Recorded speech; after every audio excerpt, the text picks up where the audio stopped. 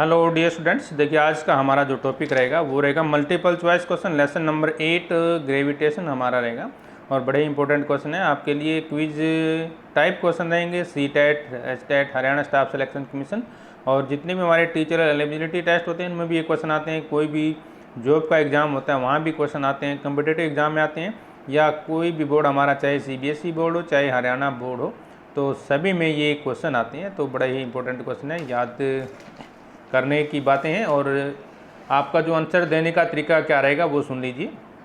आपके सामने स्क्रीन पर क्वेश्चन होगा और उसके 4 आंसर होंगे, ABCD। उनमें से आपको एक चुनना है जो सही होगा और फिर हम उसका आंसर देंगे। आपने जो है वीडियो पॉज कर लेना है आंसर देते समय, और फिर आंसर के साथ जो हम देंगे उसके साथ मैच करना है। यदि आपका सही है तो 1 नंबर, नहीं तो आप 0 मार्क्स देंगे। आई एम राजेंद्र कुमार और आप देख रहे हैं आपका अपना चैनल physics.edu.rajendra। चैनल को लाइक भी कीजिए और सब्सक्राइब भी कीजिए। चलिए बिना देरी के शुरू करते हैं हमारा क्वेश्चन नंबर 1। क्वेश्चन नंबर 1 क्या कहते हैं, what happens to the gravitational potential at the center of the uniform spherical shell which shrinks gradually। तो इसका जो हमारे पास आंसर रहेगा क्वेश्चन नंबर 1 में ऑप्शन हमारे पास दिए गए हैं, रिमेन, कांस्टेंट, डिक्रीजेज और इंक्रीजेज, ऑसिलेट्स। तो क्वेश्चन नंबर 1 के आपके सामने 4 आंसर हैं। वीडियो को पॉज करके अपना आंसर दीजिए, फिर हमारे आंसर के साथ मिलान कीजिएगा। तो क्वेश्चन नंबर 1 का जो आंसर रहेगा हमारे पास रहेगा B, decreases. Question number 2, the tidal waves in the sea are primary due to, tidal wave का कारण क्या है, gravitational effect of the moon on the earth, gravitational effect of the sun on the earth, और third पे क्या है, gravitational effect of the winds on the earth, और D पे atmospheric effect of the earth itself. तो इसका जो हमारे पास क्वेश्चन नंबर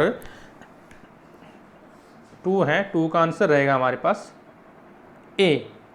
बिल्कुल इंपॉर्टेंट क्वेश्चन है, gravitational effect of the moon on the earth. Question number 3, what is the relation between the escape velocity and orbital velocity of a satellite if the satellite is close to the earth's surface। तो हमें निकालना है escape velocity और orbital velocity। ये VE escape velocity और VO जो दिया गया है उसको लेते हैं हम orbital velocity का सिंबल लेते हैं।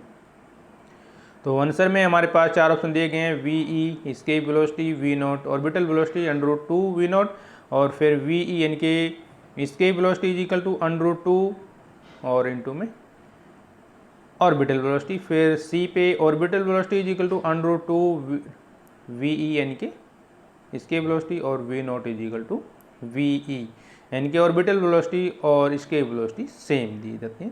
तो क्वेश्चन नंबर 3 का जो आंसर रहेगा हमारे पास B, √2 time the orbital velocity. Question number 4, if there are a smaller gravitational effect, which of the following forces do you think would alter in some respect? Viscous force, Archimedes uplift, electrostatic force, none of the above।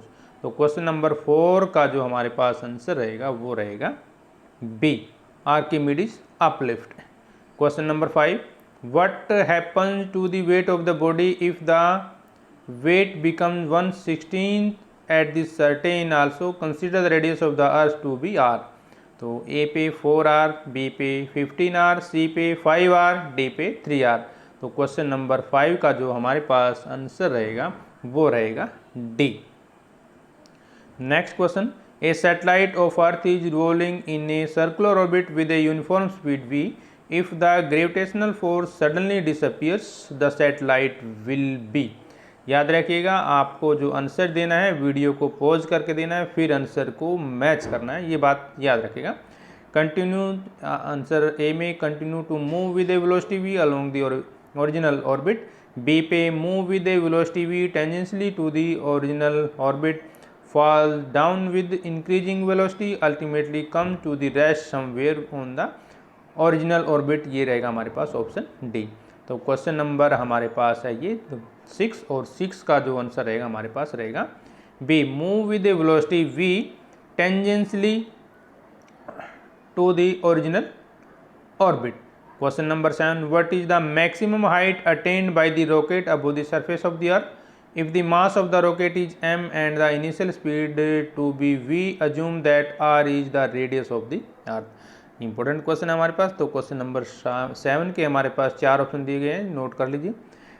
A option में r divide by G R 2v² -1, फिर B पे same r by 2gr divide by v² -1, r into में gr divide by 2v² -1 और r into में 2gr v² -1।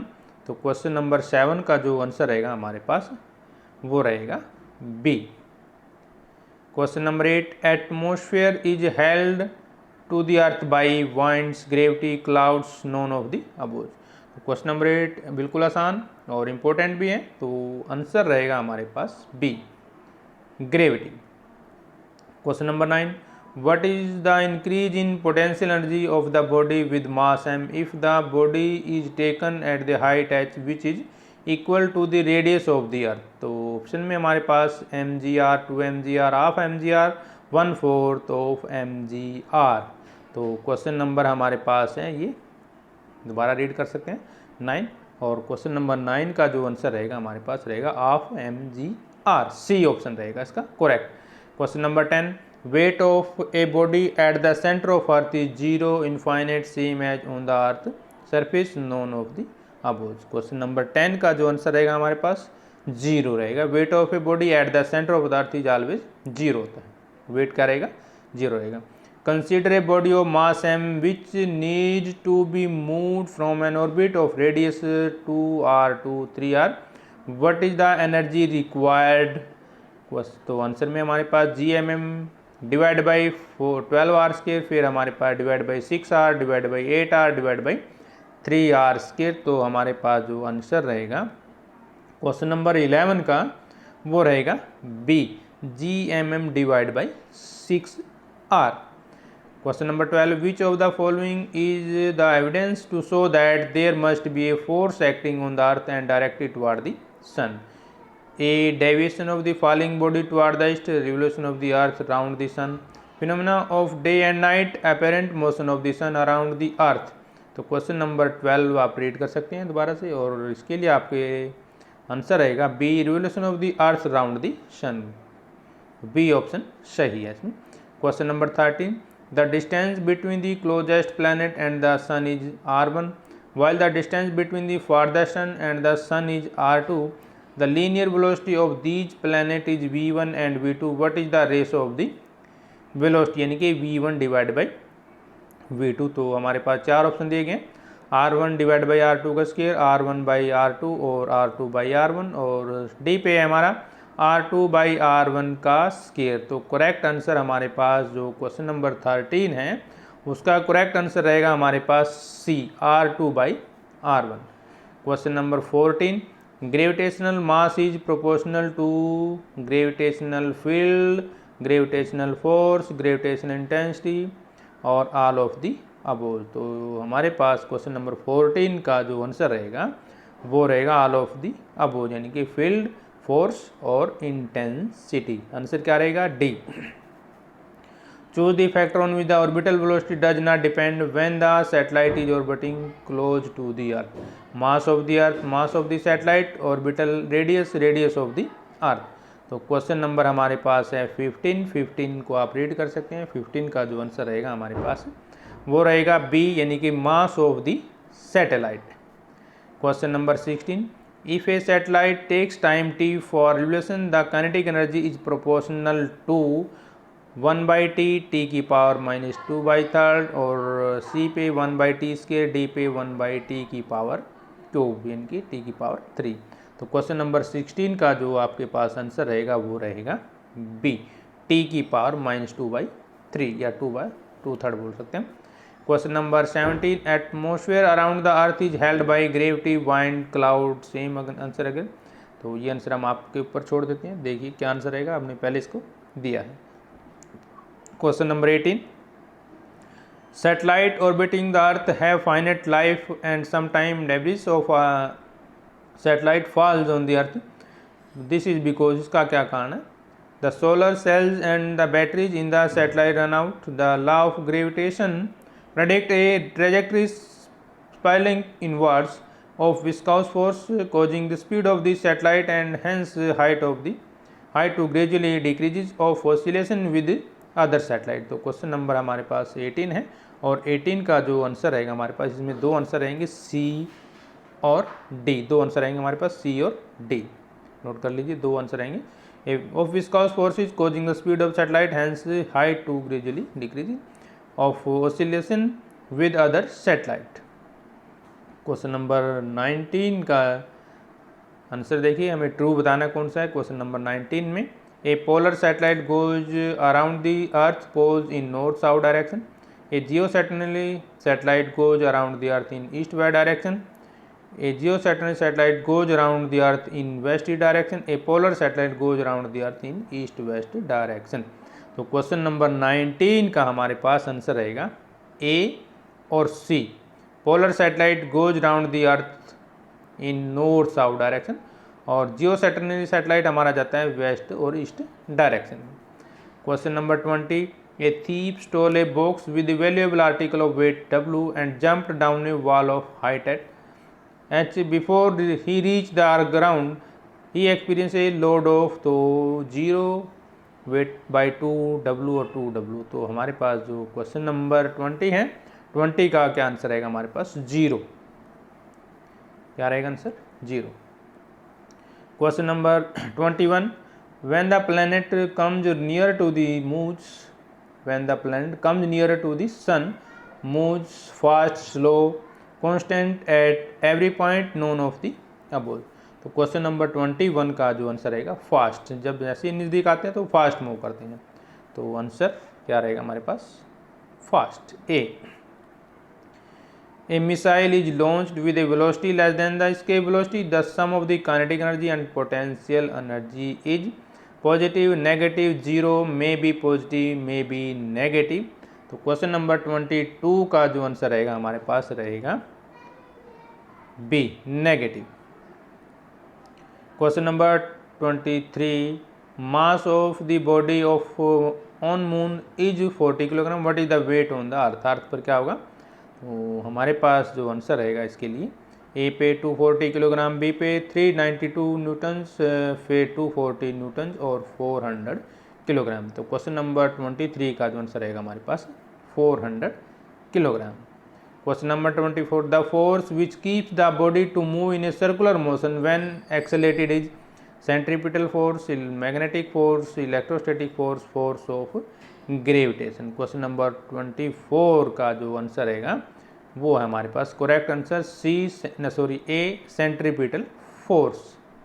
Question number 25, a satellite revolves very near to the earth surface, its speed should be around 5 kilometre per second, 8 kilometre per second, 2 kilometre per second, 11 kilometre per second.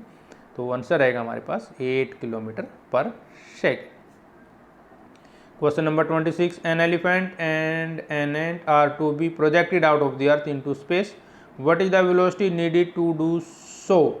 Elephant needs to be projected with a higher velocity, and should be projected with a higher velocity, both should be projected with the same velocity, elephant cannot be projected into space। तो question number 26 का जो answer रहेगा हमारे पास वो रहेगा सी, both should be projected with the same velocity, दोनों को सेम वेलोसिटी से हमें फेंकना होगा। क्वेश्चन नंबर 28 का हमारे पास क्या रहेगा सी, both should be projected with the same velocity।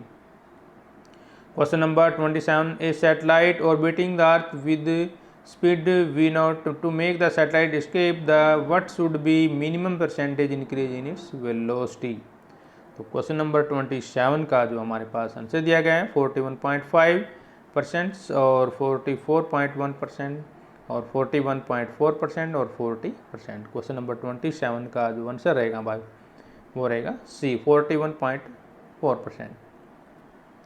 Question number 28, density of the earth is about 1 divided by 5.5 times the density of the water, 2 times the density of the water, 5.5 times the density of the water और 10 times the density of the water। Question number 28 का जो correct answer है हमारे पास वो रहेगा C, 5.5 time the density of the water.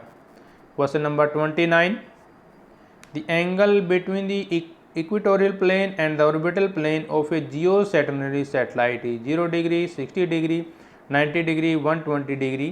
तो correct answer हमारे पास A 0 degree centigrade. Question number 30, the angle between the equatorial plane and the orbital plane of the polar satellite is 0 degree, 90 degree, 120 degree, 180 degree. तो correct answer रहेगा हमारे पास इसके लिए B, इनके 90 degree. तो ये था हमारे लिए आपका आज का टेस्ट कह लीजिए या क्विज। अब आपने अपना स्कोर मैच करना है और अपने टीचर्स के साथ और स्टूडेंट्स के साथ या अपने रिलेटिव के साथ ज़रूर शेयर कीजिए। नेक्स्ट वीडियो के लिए हम जल्दी हाजिर होंगे, तब तक हम आपसे लेते हैं इजाज़त। जय हिंद। साथ में आंसर यदि आप दोबारा से मैच करना चाहें तो यहाँ से भी मैच कर सकते हैं। ये हमारे इसके आंसर हैं।